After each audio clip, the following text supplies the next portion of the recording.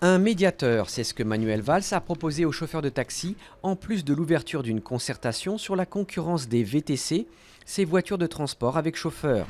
Le Premier ministre a en revanche dénoncé les violences inadmissibles qui ont eu lieu lors des manifestations à Paris où 22 personnes ont été interpellées et 14 placées en garde à vue.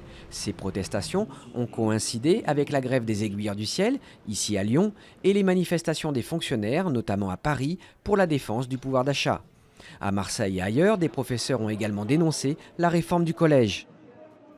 Une rallonge pour les agriculteurs. Le gouvernement annonce 290 millions d'euros supplémentaires pour les filières d'élevage en France. 130 millions seront ainsi affectés aux producteurs de foie gras touchés par l'épidémie de grippe aviaire. Et face à la colère des éleveurs de porc, de bovins et des producteurs de lait qui ont manifesté ces derniers jours, 125 millions d'euros seront débloqués en plus du plan de soutien annoncé l'été dernier. Décourager les migrants, c'est l'objectif du texte voté mardi par le Parlement danois, à une écrasante majorité. Cette réforme du droit d'asile, présentée par le gouvernement, permet notamment de confisquer les effets personnels de valeur des migrants. Une mesure qui a suscité les critiques des organisations humanitaires et l'indignation dans la presse internationale.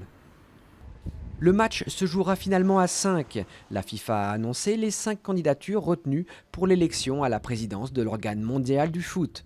2 favoris se dégagent, le cheikh Salman, patron du foot en Asie, et Gianni Infantino, le numéro 2 de l'UEFA.